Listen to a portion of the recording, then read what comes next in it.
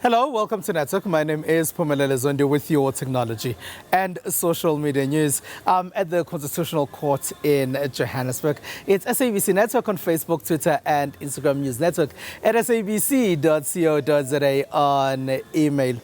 As Disney Plus launches with discounted rates, this week our social media poll is asking you if you consume your content online at all. Results of that are coming up later in the program. Firstly, here's what's coming up in this particular program. We have details on some of the funding that goes into animation and gaming in South Africa. We look at how social media plays a role in reporting natural disasters. And in our conversation, there's information on crypto in Africa.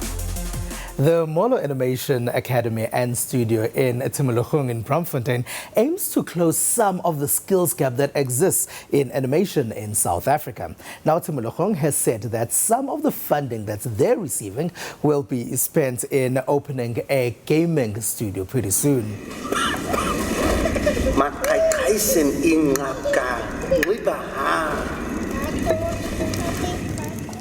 From the cave's mouth is a short animated film that has been produced here in South Africa. It's doing big things all over the world. It was a lockdown project at the Molo Animation Studio in Johannesburg's Braamfontein.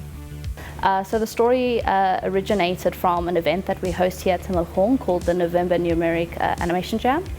And that's an event where we have people from all across Africa just come, get together, we give them a theme, and we just make a film in 2 days. There's no sleep, it's all work, it's a lot of fun. The studio is at a digital technology precinct called Timologong, which is owned and run by Wits University. We act as an ecosystem of public and private stakeholders, both locally and internationally, but we really exist to create world-leading African digital entrepreneurs. Huge chunks of the funding to set up and run the animation studio came from abroad. In 2018, we partnered with the French Development Bank and Institute of France to focus on content, so digital content and audiovisual work within both the South African and the Pan-African content. Animation is used in film, gaming, and many other important industries. But those bringing the funding would obviously need something in return. The players from Disney to Netflix to various distributors around the world in global markets want access to our content. So by us creating that content, it already creates that richness for their audience demand in their nations. In Johannesburg, there's a Chocolate Tribe, a visual effects studio.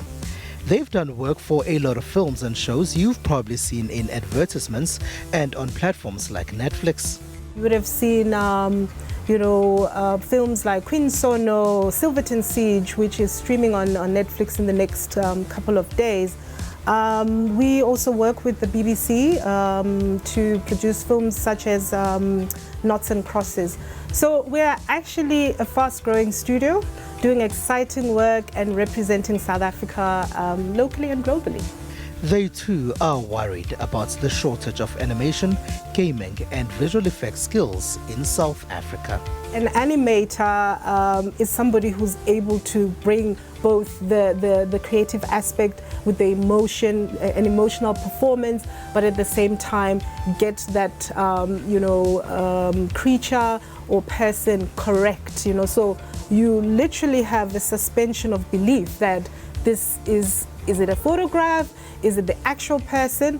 And we've had instances like we worked on another project with Showmax to recreate Muhammad Ali. And we had a lot of people saying, did you take photographs of him? And it was a CG Muhammad Ali. So it isn't easy to come by that kind of skill because it is a conglomeration or a combination of both an art, as well as a scientific mind. It's not just in South Africa that animators are benefiting from international deals and funding. In Uganda, a local filmmaker, Raymond Malinga, is getting a boost as his film has a Disney partnership. When you start showing people themselves on screen, right, they can fall in love, they can get angry, they can advocate for change, they can be the hero, they can go to space. You start getting a new breed and crop of kids who start saying, yeah, why can't I go to space too, you know, because I saw the other guy going to space. He trained in Asia before returning home to open his studio. His work has won Best Animation Film at international film festivals. Switch on the news right now and I bet you it's something bad about Africa, you know, right? And they are like these small glimmers where people come up and say, hey, that guy has invented an app, this guy has done this, right? And I think we're contributing to that conversation. So with the right funding and training, the world can get to see African stories that are told by Africans. International funders can also get the right kind of films that can be showcased on international platforms. When the floods arrived in Durban recently, the first images that we saw online were from citizens who were taking their own videos about what was happening in their homes and their environments. This is an indication that the first reporting that we're getting nowadays is no longer coming from journalists, but rather coming from citizens. But then there's also an issue of verification of these images on social media. So what role is played by social media in natural disasters? When Hurricane Katrina ravaged the US in 2015, Facebook was the new kid on the block. There was no Twitter for news updates. By the time Hurricane Sandy slammed New York City in 2012, social media had become an integral part of disaster response. Well, what social media does in those situations is to give the disaster or whatever the people are recording a sense of immediacy. There are eyewitnesses on the scene. Those are eyewitness reports. In days gone by, the journalist would come and would interview the people on the scene. When Nigerian floods displaced more than 1,000 people in 2020, Twitter used ground information, which was constantly being updated for the cause of the rescue. 2020, there was another big flood that shut down almost entire city. Going back, there have been, even in Benue State, there have been a lot of flood and all that. And like I said before, it's the first people who get there, or the first information you usually get, are from those who are there, what you call the eyewitnesses. So they've got their phones, they've got their internet, which they can easily just take a picture and upload. Here at home, the story of the KZN floods was broken by the people who were filming videos using their smartphones. The way that social media has changed reporting these days is that chances are a story will be broken by people on the ground, and that a lot of visuals we will receive first before we'll receive them from the ground, rather than most media channels. A viral video of water tanker parked outside Zikalala's North Coast home was shared on social media too. He has since apologized and said it won't happen again. So this is Sishle Zakalala's private tanker coming to offload for his premises. La Mercy can't get a tanker to come deliver for the residents, and there's Sishle with his own tanker delivering to his house. How does this work? The video has been viewed over 33,000 times on TikTok and shared countless times on other social media platforms. This has raised concerns about the role of journalism in the digital age. Tech analysts say this shift is not the death of journalism, but the birth of a democratic movement that gives a voice to the person who doesn't have one. The space is now a little bit broader in terms of where they can get story ideas, where they can share information, where they can get information, but it doesn't change, obviously, the general ethics around reporting. Even under these trying circumstances, innovative practices were deployed. Facebook activated its special feature, Safety Check, which helped friends and families locate their near and dear ones. Social media platforms can also be useful during disasters in that because families connect online, it helps to know that your loved ones, your family and friends are safe. So buttons like the alert and safety buttons on Facebook help. By using this feature, users close to the site of disaster can mark themselves safe and notify their friends. I know in Kenya, when a couple of years ago, when violence erupted, there was a map application that was also created where people could map themselves so that you could see where it was unsafe to be in the country. And I think that is an absolutely brilliant opportunity. Today, most emergency agencies around the world now use social media alongside traditional media to communicate for warning, response, and recovery. There's always been a worry that there aren't enough women in the tech sector, but there are now projects that are trying to attract girls and young women into these sectors. This is Petunia Mujapilu, a professional in the information technology sector. She is a successful beneficiary of a non-profit organization called Techno Girl that introduces young girls from underprivileged backgrounds into STEM careers through job shadowing. I am a girl from Alexander Township, right? And I went to Alexander Township High School as well. And while we were there, during grade 8 and 9, the program came into our school, and what they did was they were looking for girls who were, performing, if I can put it that way. And they wanted to introduce us to STEM careers, and those careers are science, technology, mathematics, and engineering. Sometimes when you're a girl, you feel like, okay, the only thing that I want to do is something that has to do with our technology, right? Okay, so TechnoGirl is a non-profit organization. The program itself has been running since 2005, piloted in KZN in Limpopo, and from there we saw the need. And one of the trustees is actually the founder and the brain behind the TechnoGirl program, based on her experience as a rural girl, the opportunities in terms of career opportunities that she didn't have, and did realize, okay, there must be a way to ensure that there is more exposure in terms of career decisions and the path that one walks to make informed decisions about the career. We have seen programs similar to TechnoGirl being developed in the country over the years. However, according to a recent report by PwC, women currently hold 19% of tech-related jobs at the top 10 global tech companies, relative to men who hold 81%. In South Africa, the proportion of females to males who graduate with STEM-related degrees is out of kilter. South Africa is doing a lot to promote women in science, women in technology. There's a lot of programs that are targeting females. But I think for me, the challenge really is in trying to understand, why is this female pipeline smaller than for males? As an example, we're finding that compared to the male counterparts, the females who enter our programs, there's a higher attrition rate.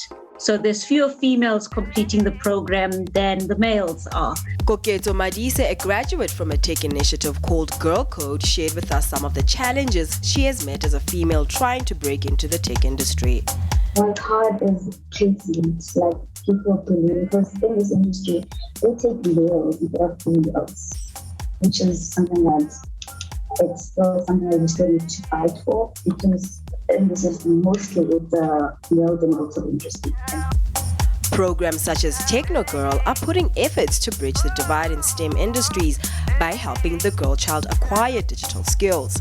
Nevertheless, one would wonder if the world is running the risk of leaving the boy child behind while focusing on empowering young girls. So when we build an ecosystem, we want it to be diverse. We wanted it to be represented by a number of stakeholders. The workplace is meant to be a diverse institution. And if we run a women-only coding program, it's unrealistic, because when you code, you're going to be working as part of a team in the workplace. You're going to have male counterparts.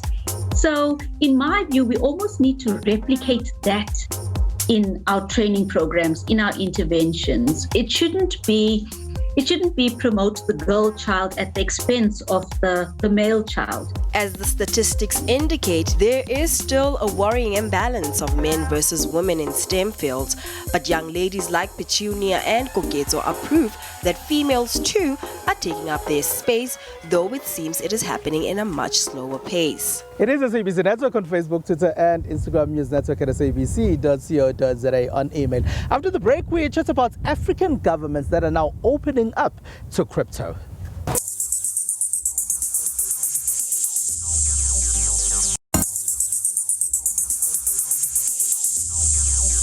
It's SABC Network on Facebook, Twitter and Instagram, News Network at sabc.co.za on email. Welcome back. Now, when crypto launched, African governments viewed it with suspicion to bans in certain countries. But now it seems like a number of African governments are warming up to cryptocurrency. There's regulation in parts, and other governments are thinking of using it in parts. And in Nigeria, there's even been a launch of the e-Naira.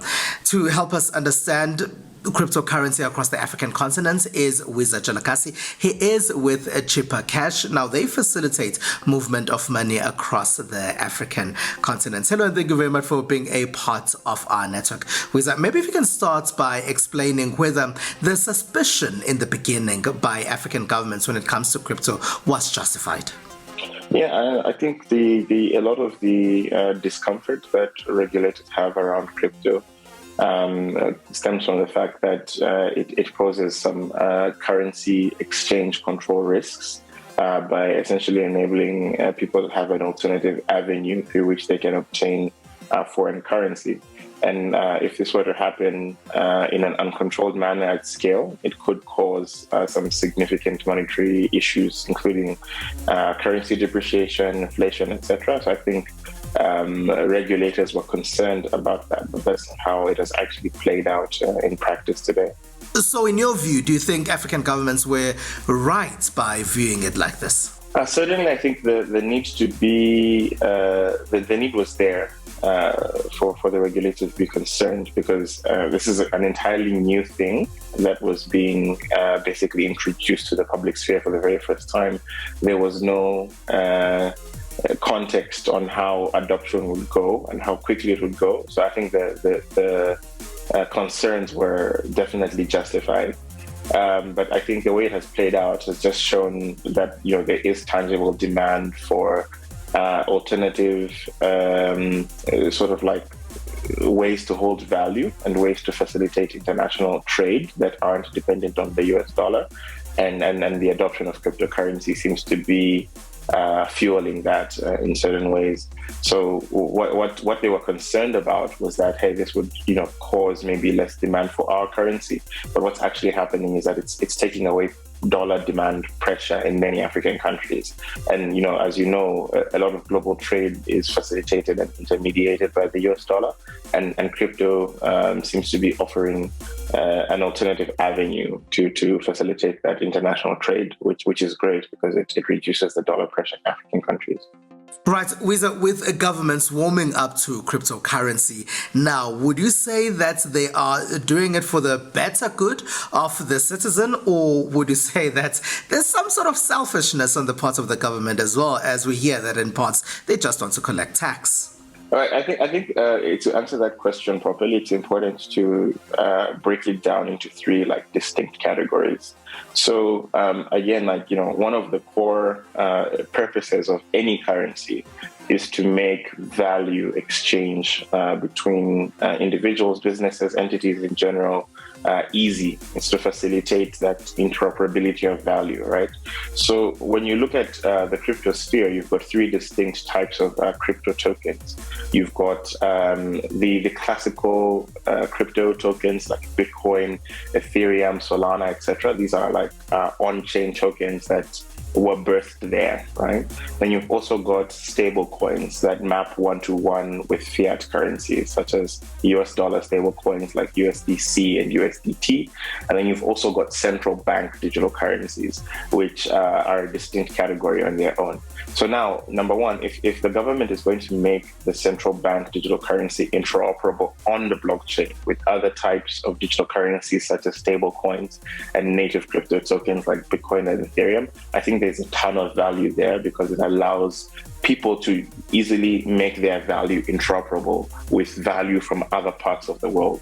My e-Naira is much more useful outside of Nigeria if I can easily convert it into, an e-Rand or Bitcoin or USDC as an example. So I think there's definitely some merit if governments can take that approach. But certainly, on the classical tokens such as Bitcoin, the value has increased significantly over time, such that a lot of people have, effectively had gains that could be equivalent to very large capital gains. And I think it does make sense from a taxation perspective for governments to have a portion of that revenue.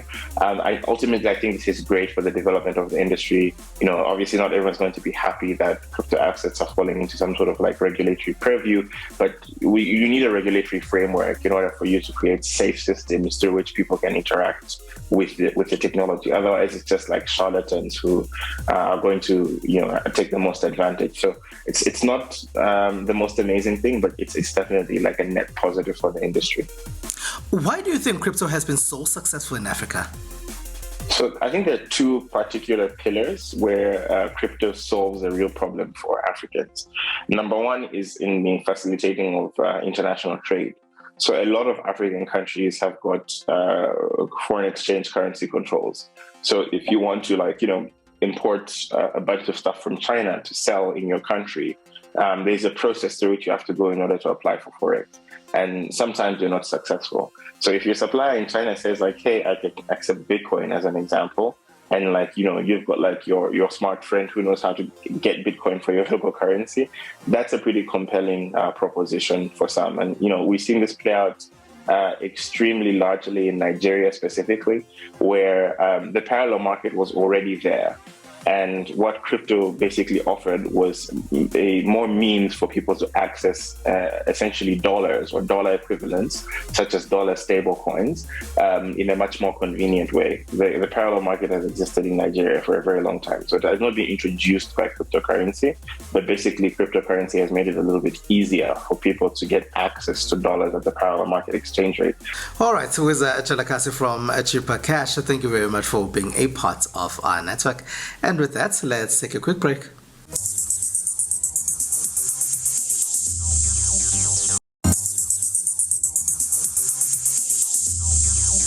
It's SABC Network on Facebook, Twitter, and Instagram. Welcome back. Here's what else took place in the rest of the world in the tech space. A high-powered laser defense system has for the first time passed the test to intercept drones, missiles and other aerial threats, Israel Defense Ministry said, releasing footage of what is said was the system in action. Israel has accelerated the rollout of the laser-based interceptor as part of a plan to adopt such technology and reduce the high costs currently incurred by shooting down incoming projectiles. And now in Japan. These chopsticks have the potential of making mealtimes more enjoyable for people who have to eat bland food due to health concerns. Co-developed by Japan's Meiji University School of Science and Technology, Professor Homei Maishita, and Japanese beverage maker Kirin Holdings, the chopsticks can enhance the taste of food by using an electrical stimulation waveform. いつも飲む味噌汁とほとんど同じような濃さを感じるからですね。According to Maishita and Kirin, the daily salt intake of Japanese adults is about 10 grams, which is double the amount of the World Health Organization recommends. And now in the US. Twitter adopted a limited duration shareholder rights plan to protect itself from billionaire entrepreneur Elon Musk's $43 billion cash takeover offer. Musk hinted at the possibility of a hostile bid in which he would bypass Twitter's board and put the offer directly to its shareholders. Under the plan, also known as a poison pill strategy, the company could flood the market with new shares if anyone acquires 15% or more of Twitter's stocks without board approval. Musk took aim at Twitter, saying the social media company needs to be taken private to grow and become a platform for free speech. So recently we found out that Disney Plus is launching in South Africa, and they have launch rates that are discounted. This week our Twitter poll is asking you about streaming platforms and whether you now consume content on those streaming platforms.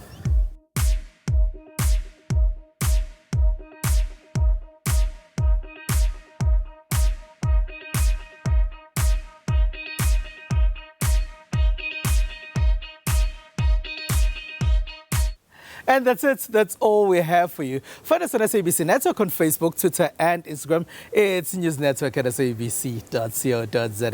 On email from me, Spumela Lezondi, and the rest of the team at the Constitutional Hill. Have a good one. Bye-bye.